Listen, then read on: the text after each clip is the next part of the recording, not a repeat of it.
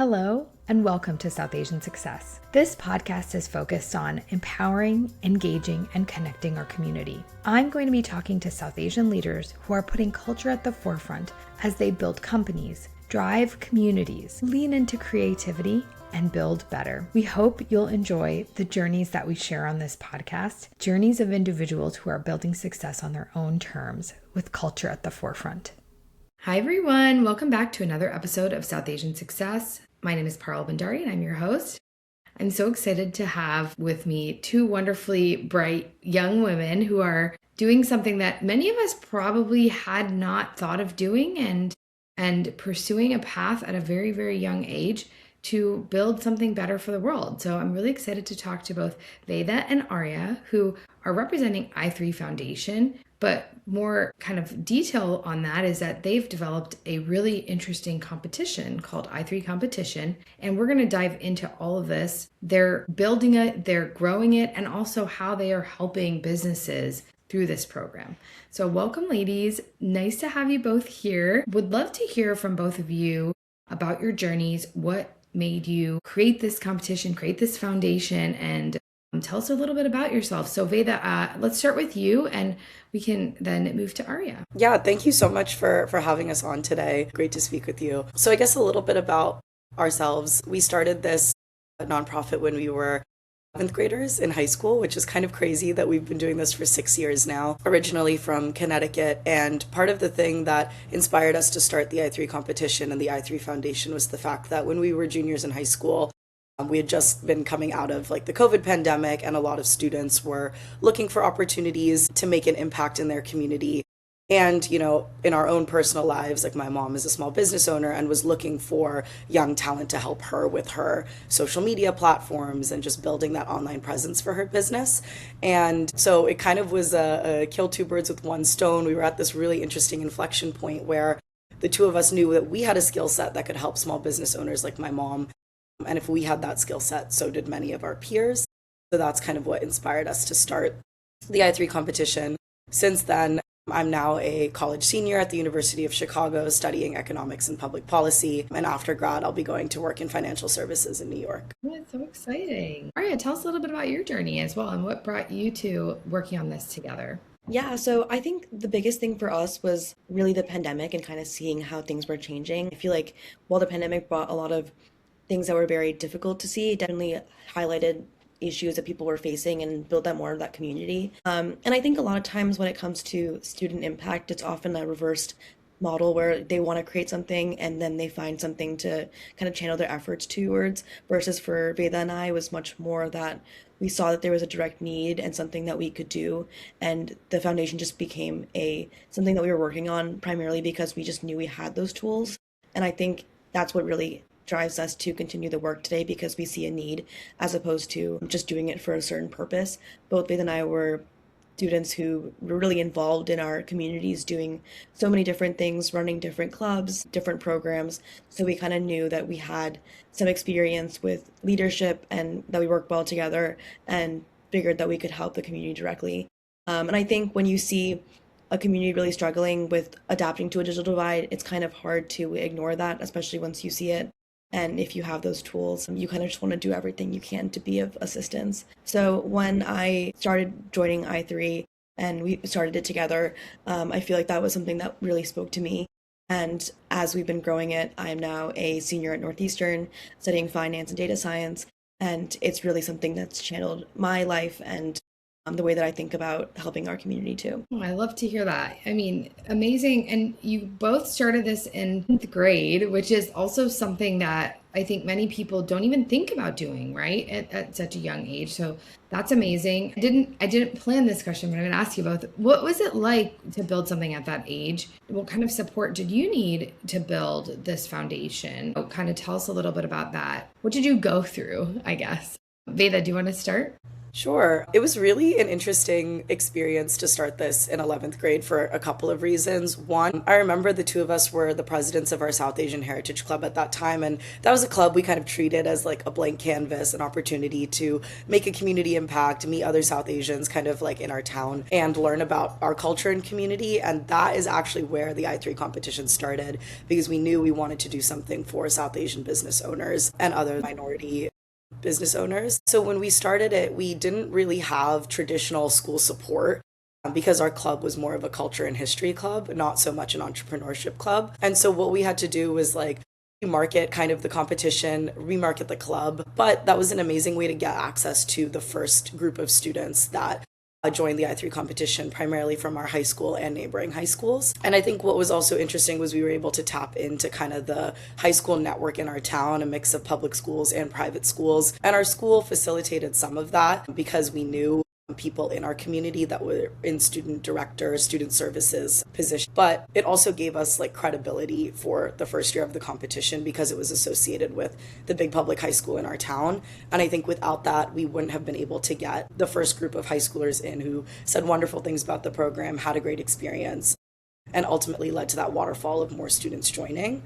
But yeah, it was an interesting time because it was a completely blank canvas of a club, and we were kind of figuring out what we wanted to do with it. I love that. That's great. Aarya, any insights from that time that you want to share? Yeah, I think as young people, there's a lot of interest in seeing the kind of things that we're doing, building that next generation. People really want to see what youth are focused on, what they're learning, and especially with technology, because every year, we grow up with using these tools. We know how to use trends. If you're using any social media or website, you know how to use those things just by using it, and you build those skills that maybe somebody who didn't have as much exposure wouldn't have. And so I think it's kind of a unique perspective. And once we kind of were reaching out to people about the business idea and looking for business owners, I think they really connected with it and were invested in our development. And kind of on that same note, I feel like there is a lot of interest in what these kind of youth projects are. I feel like because we were young, people wanted to see what we were capable of and got us into those rooms. And I feel like because we were coming in with a different idea and using skills that we knew we already had, it was a very unique time, and people were giving us a lot of mentorship too and giving us a lot of feedback, and we were able to implement that and think those things through and really try to make something that really helps someone, because we are a nonprofit and the ultimate goal is to help as many people as possible. Well, tell us a little bit about the structure. So essentially offer, and tell me if I've got it right or wrong, you essentially offer student interns to small businesses, right? And they can help with a multitude of areas. And tell us about the competition aspect of it. I'm kind of, just for everybody listening, like give us a little bit of the lay of the land. Why don't you start, Aarya, this time? Yeah, sure. So the way that the competition works is the students work with a business owner directly, and it's a team of 3 to 4. And there are 3 categories. There's app development, website creation, and social media marketing. So the students will stay within the realm of their category, but they operate as both consulting and operational interns. So they're actually making the changes in the business, not just coming up with those ideas, and then measuring that and seeing what kind of impact they can get, what are the different strategies to use, what are working for the business, and what does a business owner really want, and making those changes so that the business can get some more guidance in that space. The competition angle was really more of an incentive for the students. I think oftentimes the work that they're doing is standing for itself. The business owner will come out with impact, able to get real things to talk about in terms of what they were able to do. And even if they win or don't win, they have a direct internship with line items of things that they were able to accomplish for a business owner. But when we were thinking about how to engage more students, I think building it in a competition format was something that just would be more appealing to them, and something that they can use to, if they win, get some money out of it, but also to build more of that competitive spirit so that students try new things and work even harder. So the way the competition works is it's measured based off impact.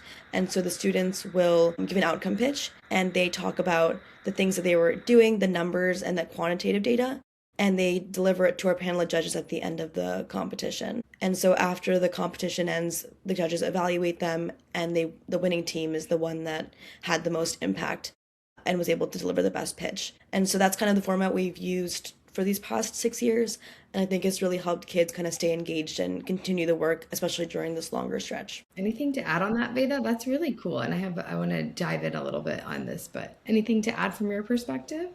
I mean, I think this kind of also goes back to a previous question you asked of, any insights from us being 11th graders when we started this. Part of the structure of the competition is motivated by what we knew incentivized us and students like us when we were in high school. And so that competitive aspect is kind of what gives kids the sense of ownership over the work that they're doing. It makes them feel connected to the business a little bit more than maybe a traditional intern might, because they have their own stake in the game. It's different than an equity stake, which is what all the adults talk about when it comes to business. But these kids really do feel like they're part of the journey of the business. And especially something that we're really proud about is the amount of like mentorship opportunities that our structure allows for, both formal and informal mentorship. It's a great way for kids to kind of kick off that like initial network of their own.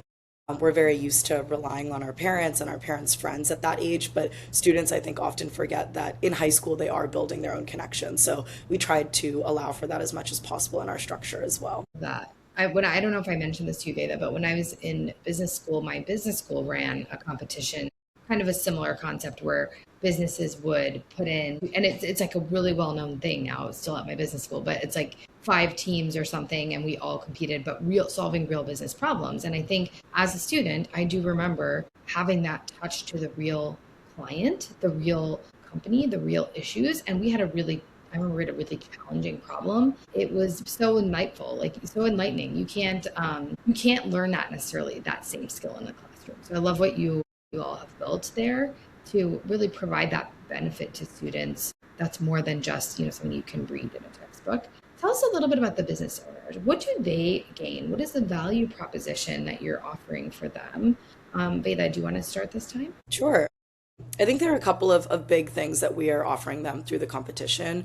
One is access to a completely different kind of brain. Something that Gen Z, I think, has a lot to offer is their creativity, is their ability to kind of think through problems differently than a traditional business owner might or an older business owner might. And so this competition allows them to pair their experience with like younger creativity. The second big thing I think this competition offers students or business owners is the ability to save on time.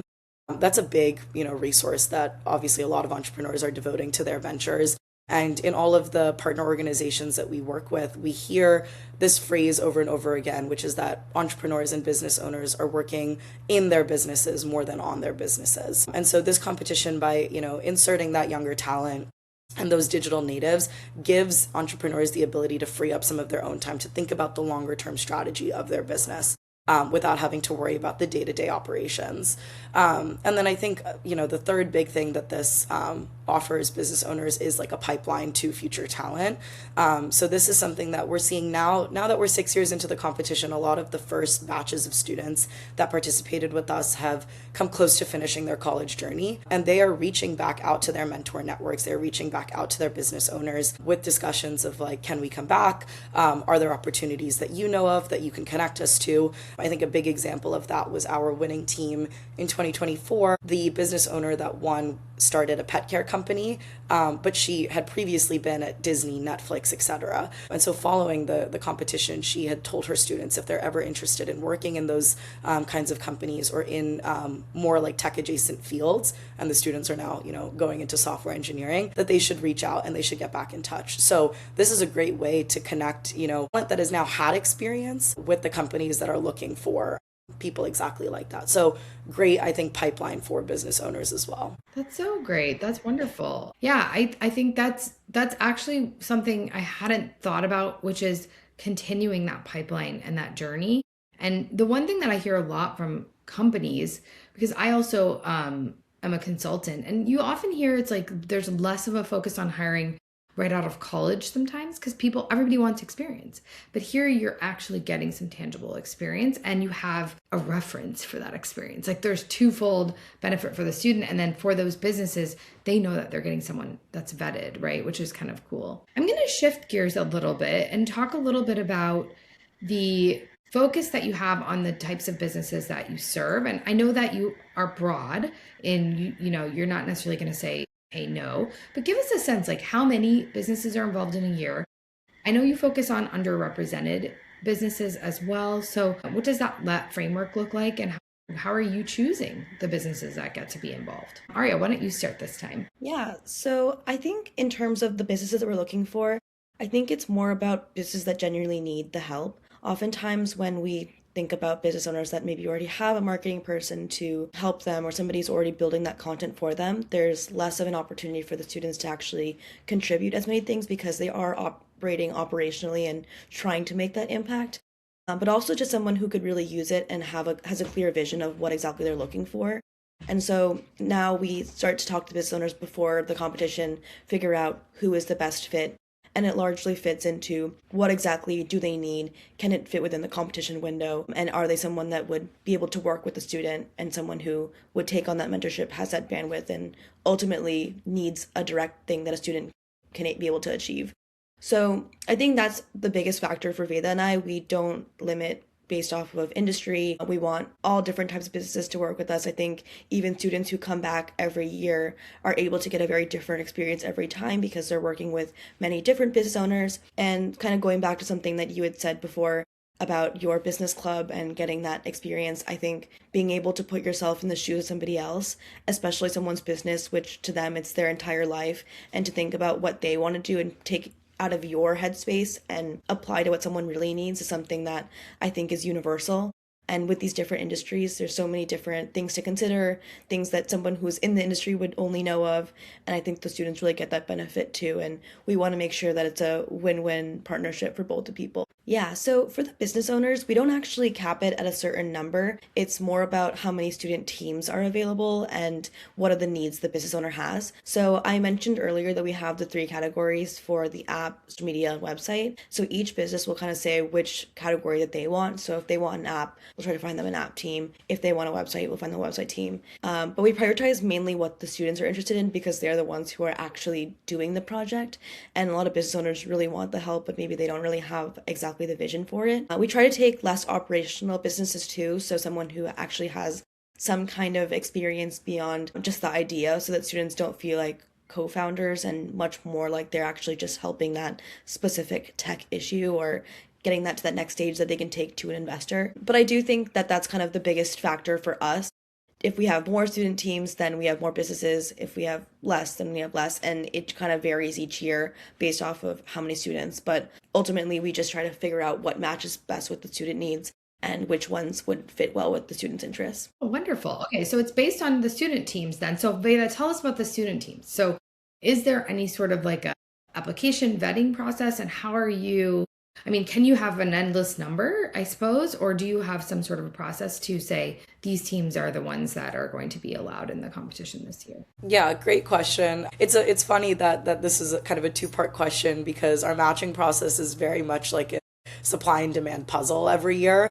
Some years we have more businesses apply, some years we have more student teams apply. But from the student side, we ask that all the students kind of fill out a form where they rank their skill sets and they talk about their interests. And then within that form, they can rank their interest in doing one of our 3 topics of focus. So every year we have students compete in like an app development process, in a social media campaign, social media marketing process, and then also a website creation or redesign process. And each of those kinds of topics of focus require different skills. But at the end of the day, the i3 competition and the i3 Foundation are all about creating opportunity for students. So we actually don't require any experience for our social media bucket and our website creation / development bucket. We do ask that students come in with app development experience for the app bucket because in 4 months it's very difficult to learn how to code an app and also try and build a wireframe or publish depending on where the business is. So that's the only one that kind of has like an experience barrier.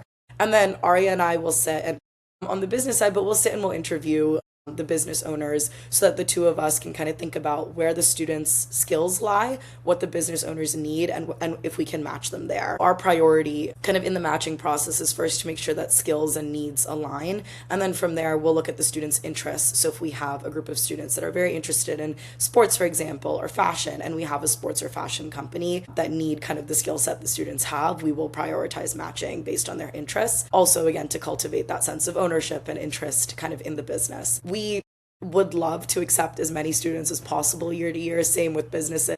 We've worked with students and businesses all over the world in the last 6 years, and that's also been kind of an interesting challenge for us to figure out, one that's just broadening people's networks. So there's no cap on the number of student teams that we can take either. And in fact, we've recently launched a couple new partnerships this year, including with community and schools in Chicago to offer I3 for free to more students that need access to opportunities like this. So as we always say, we try and get as many students as possible because the demand is always greater on the business side. And so really, like, the more students we have, the more businesses we can serve. Oh, that's wonderful. And hopefully we can help get the word out with this podcast a little bit to people in other areas. Are you regionally focused just for anyone listening? Or is it, you said it global, right? It could be anyone, anywhere that could join if they have a team. We are global. We do get a majority of teams from the US area, and I think our biggest cities are Chicago and Boston, just because that's where we're located. But we are global, and we would love to get more people from around the country, around the world.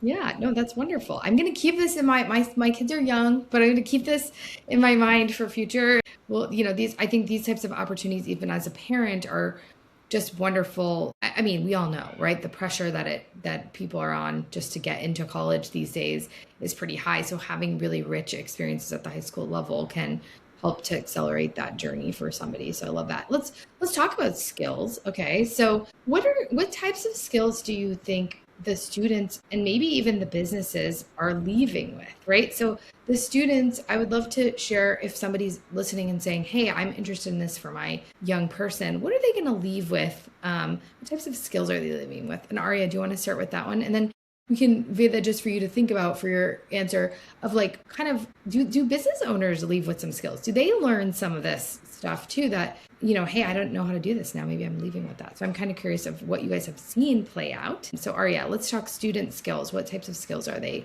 coming out of this school? Yeah, so for the student teams, because a lot of them are coming in with almost little to no experience and then walking out with a basically complete internship experience with direct skills and kind of those like line items that they can talk about of things that they've been able to work on. I feel like we see a lot of growth with the students compared to when they started to as they end. I think for the student teams specifically, they learn so many different strategies, both on a direct technical level, where they learn if they're on a website team, they learn how to use SEO, they learn how to use these website tools, they learn how to build it for a website, and then kind of giving more of that outcome pitch, knowing how to do those things, be able to speak to somebody else who's from a different generation, explaining those skills to somebody who maybe doesn't know how to use those things, and doing that research as to what platform is the best, how can we reach this direct audience. Things like that are direct skills that I think are applicable to almost any internship, and for students when they go to college and they want to apply to a business club, they're going to need something to talk about in terms of what their business experience is like, what kind of internships they've done with, and even to get those clubs, you need experience. And I think having more of that window where you're able to test and see what technical skills can you build and apply that to a real client is something that I think the students really get that foundational experience for. And then in terms of just a general level, I think as a person, being able to work with a team is something that I think is a lifelong skill. We have students working in teams of 3 to 4, and one person is a project manager. So they kind of lead the team and speak with the business owner. Primarily, they're the person that we primarily contact with. So getting that leadership experience with the team. Some students will divide based off of their skills and take off different parts of the business, and then they'll come together and kind of show their pitch in terms of how they were able to tackle many different angles. And I think being able to coordinate something like that, communicate with something like that, everyone is so busy, and being able to prioritize a competition and helping somebody out, I think all those things are very important skills that are just lifelong. And the more experiences that you can get where you learn how to communicate and be an effective leader, the better you are for virtually anything. You don't have to be in business or to be in tech to learn those things. And I think that's something that students from many different career angles have really been able to benefit through the competition. Yeah, wonderful. I love that. And then let's talk about the business side. So have you heard from any of your business owners like, wow, I learned something in this process, right? I'd love to hear kind of some of the feedback. Yeah, great question. So after I talk about the businesses a little bit, I'd love to add on to the students, because that's exactly, what my public policy research is about at Chicago. Yeah, please. I think with the businesses, we get a lot more of like the technical skill side. The business owners walk away kind of having a better understanding of how these different digital platforms work a lot of the time, because part of what we build into the competition is the fact that the students have to leave the business owners with tools and with lessons to help them maintain whatever the students start. So I think a big part of, consulting projects, consulting like competitions at the college level too. I don't really know of any consulting projects that happen at the high school level, is that the, college clubs or MBA programs are with the businesses for a few months, and then once they leave, you lose that ability to ask questions. You lose the kind of like touch points that these pseudo experts come in having. And that doesn't happen with the I3 competition because, for example, if a student is working on like a social media campaign, they'll leave the business owner with pipelines of posts and content, but also content calendars. Also, they will have walked through like how the insight tracking process works, etc. And so business owners not only saved a couple months of time, but they're going to save future time because they're more efficient at posting and understanding what all the different numbers mean, etc. Same with the website creation or development. Most of the students are not coding websites, which is why it's not an experience required category. They're building it on Wix, Weebly, and other platforms like this, and they're showing the business owners through the editing process exactly how to add certain pictures, update text, walk them through SEO, which is search engine optimization, etc. Also that in future years, the business owner can do that on their own. Now, a great thing is like we have repeat businesses. They come back year to year, not because they need the help because they've learned it in the past year, but because they find the students just like such great tools and such great resources. And even those business owners will come back learning new things every year, regardless of whether they do a different portion of the competition, either social media or website or app year to year. So I think that that's incredible. So yeah, business owners, you get a lot more of like the technical understanding. With students, you get a lot more of the non-cognitive skill development. That's what my senior thesis is about, so I'm really excited about this question. The students really walk away understanding not only how to lead a team because of our structure. The business owners are communicating primarily with the project manager and not the whole team, not an adult sponsor. They're communicating in particular with one student. So that student walks away learning how to actually rally a team, how to motivate them to do work, how to manage deadlines, how to communicate, etc. All of which are skills that, Aarya and I really have found very useful in our internship process and our job process, etc. But also these students are finally, I think really experiencing environments where they have to be gritty and where they have to persist because they are working on a project that is bigger than themselves. And sometimes when you're in high school, you're just thinking about how to do well on the exam that you have coming up. The biggest picture you're looking for is college. But when they meet these entrepreneurs, the high schoolers really understand that there's a lot more to life.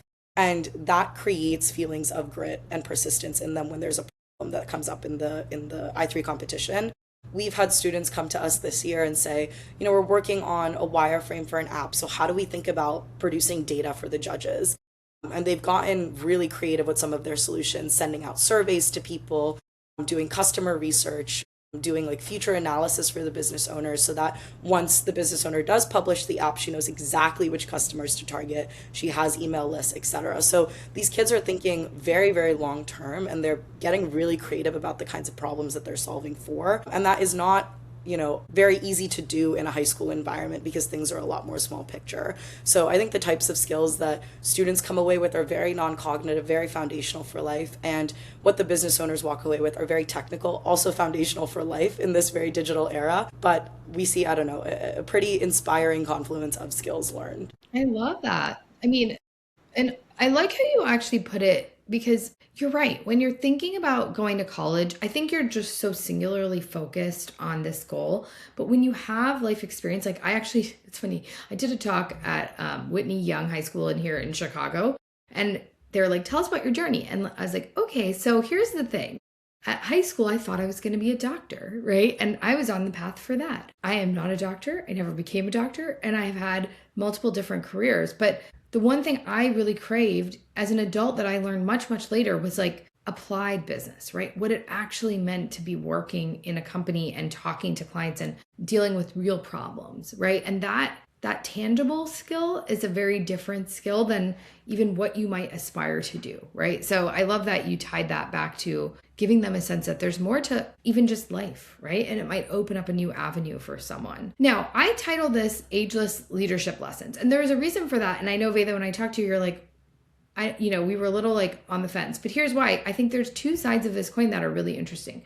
So one is both of you as young entrepreneurs, right? Which that part of that story really stood out for me. You built something at such a young age that is really not just something that was a 1-year project, right? That's something that's had some staying power and has stood this test of time. But one question I have for both of you is, if somebody is that young, what kind of sense of overcoming challenges, imposter syndrome. Did you feel any of those things, right? And how did you persevere? Or maybe you didn't, and you said, hey, this is something we feel really strongly about. We're just going forward. Tell us a little bit about like your growing up throughout this as well. Yeah.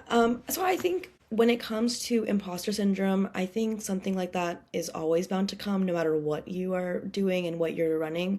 I think anytime you're putting yourself out there and having to say that you know how to solve this problem, or you're trying to work with so many different business owners and students, being able to take it to a small idea to actually executing that will always kind of create some doubts and some questions. And I think that's something that both Veda and I have, is a lot of belief in ourselves and things that when we put ourselves to doing something that we will actually accomplish it and actually take that one step forward.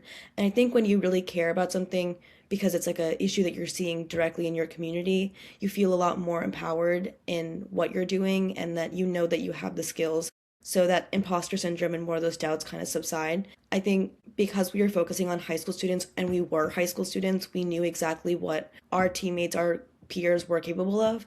And I think every day, every year, we see tech improvement changing so much. We see all these different tools coming into surface, and students need to know how to use those tools. And that's really going to change what workplace looks like in the next coming years, depending on what you think about some of these different things we're seeing. But I think having more of that literacy is something that is really important, and something that we see being more and more of a need. And I think for us, because we were able to build this in our community first, we really had a large network of people that we could turn to in terms of more development, and people who are genuinely invested in seeing us succeed. We have mentors for the business owners that the students can work with throughout the competition and get more of that advice. But Veda and I also get a lot of advice too. So we have judges and people who are kind of overseeing the program every year, and they kind of give much more insight into what they think, what they see from the pitches, what the students could need. Even the mentors that work with the students kind of give us some more feedback as to what they think the students need.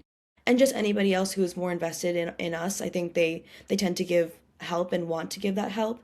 And I think being able to learn from that and see what we think is like the best thing for the students, getting feedback from the students themselves and the business owners, really changes us every year. And I think we've really seen the impact of our work, and some of the stories of students have done some really amazing things. And I think that just reinforces it for us every year. Love that. Anything to add on that, Veda, on the sort of experience from your end and overcoming any of the challenges that maybe you faced early on, or continue to evolve and face? Yeah, I mean, I think something that we're eternally grateful for is the fact that when we were young and started this, we had people we could ask for help, and we had people that were willing to back us. And I think that added a lot of, security for ourselves at that age. I think a huge, partner of ours was the Institute for Entrepreneurial Leadership, which is a New Jersey-based nonprofit. And they're the ones who sourced our initial businesses. They source businesses for us every year.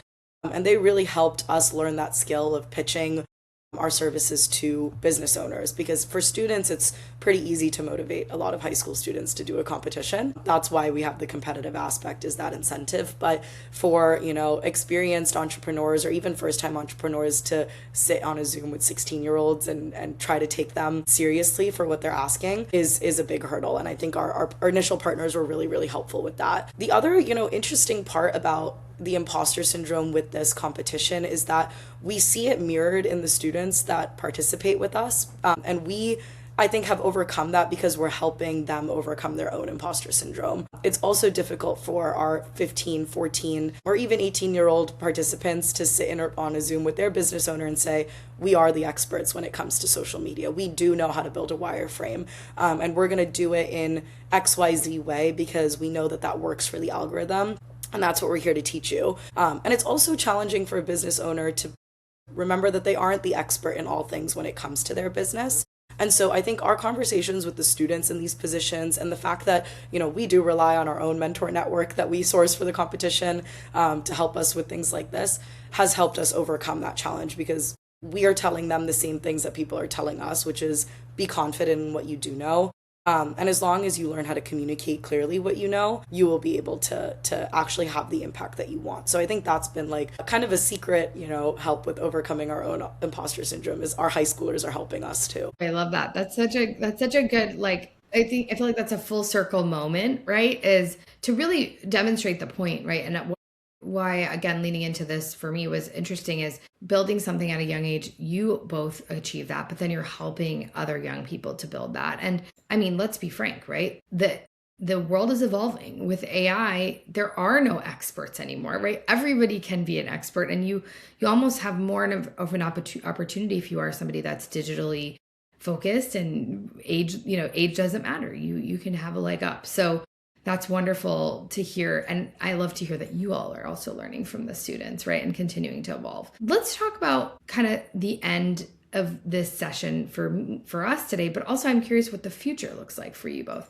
So you both are seniors in college, right? And I've got that correct. So how are you thinking about your evolution? Is this something you plan to continue owning and leading?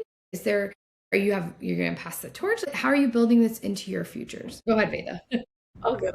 I think that's a great question. I think that's something that we've definitely been thinking about a lot over the last couple of years, especially because Aarya School has a co-op program. So she's had experience doing this with pretty much a full-time job. We have done, I think, a lot of work to build out our student intern team over the last couple of years as well. And because of the amazing interns we have, I think we feel pretty confident that this is something that we can at least work towards balancing with our full-time career. We continue to hire out of high school and college in the spirit of, using the competition to move forward and having as many full circle moments as possible. We love to hire former I3 participants as our interns. We know that they've got the marketing experience. We know that they have operational experience. And so part of that has helped propel the competition forward a lot more and gives us, I think, a sense of security that things will continue to be good over the next couple of years. And then on top of that, the firms that we're going to have very strong small business support programs as well. And so personally hoping to leverage that at my full-time career to plug into those businesses a little bit more, bring those executives on board for the nonprofit, because the bigger our networks get, the bigger the students' networks get as well. And so we just want to continue to pay things forward to the students because we know they're working so hard in the competition. Love that. Aarya, what are your thoughts on this? I know obviously Veda told us that it sounds like you have a solid sort of organizational structure to allow you to be able to sustain. What does the future look like for the competition and for the foundation? I think we're definitely going to see a lot of new changes every year. We change so many different things with the businesses, but I will say though that because Veda and I have been running it for so many years, we've really seen how we operate during these different life changes. We were operating in high school and then we went to college, and that was a completely different space, and we had to figure out how to integrate that in your schedule and when you are figuring things out for yourself, and with recruiting and internships and things like that. So I think we've been able to kind of figure out how that process works, and because we've had so many reps of it, we kind of are more familiar with how that would look like or what that would mean for our schedules. I think at the same time, when it comes to the competition, really the big part for us is that initial matching process. But once we match the students with the teams, it's more about making sure that they're continuing their work. And it's more of a hands-off process for Veda and I, primarily because the students are just directly working with that business owner, and it's that relationship that they have with each other. So I think that that's been something that has really helped us, especially as we're balancing our own schedules and things like that too. And we can also make sure that the student teams are actually getting what they want and the business owners. And I think in terms of what we'll see for the competition, I think since we operate in the larger foundation, both Veda and I have a lot of ideas in terms of what we want to cater the market towards. Once we've realized there's this large need for it, what can we do to help the business owners even further, the student teams even further? I think every year the experience gap widens and no one really wants to hire somebody for the first time, and we can always empathize with that, considering we were in that bucket not too long ago too. And I think once you figure out that there's a real market need, it's kind of hard to leave that, and something that I think Veda and I will always carry through as we figure out how this will work with our full-time and future careers too. I love that. And interestingly, my last podcast was actually talking about how if you are in the workplace, the full-time workplace, and you have kind of side gigs, as I call them, or creative outlets, how it can actually help inform and give benefit back to your work, but also give you purpose. And so I think having that, you've already built this wonderful foundation, and then being able to also grow within whatever your future career is, right? So I think this has been a wonderful conversation. Thank you both for taking time to just dig in and share, I think, some of the wonderful aspects of what you've built, but also all this value that you're giving back to the community, right? That both the businesses, the students, I hope if there are potential competition teams out there listening, or parents of that, they are going to be raising this up so that they can also participate. Because I mean, honestly, if my kids were old enough, I'm like, I need a reminder in, a couple of years from now to look back into this. But I think this is just a wonderful way to gain real practical skills and do it in a very, very, almost like a growth environment, an environment where you get to have hands-on experience with the business. I want to just say thank you to both of you for joining this podcast, and we hope that you have wonderful success in your careers and your lives and your next steps to come. Thanks again. Thank you. Thank you. Bye, everyone. Thank you for listening to South Asian Success. If this episode resonated with you, we hope that you'll share it with a friend or someone else who could resonate with it as well. And if you love what we're doing and building, please do rate us on whatever podcast method you stream on. Any reviews will help us grow and improve this platform. And if you are interested in joining us or talking more about your journey, please be sure to reach out. Take care.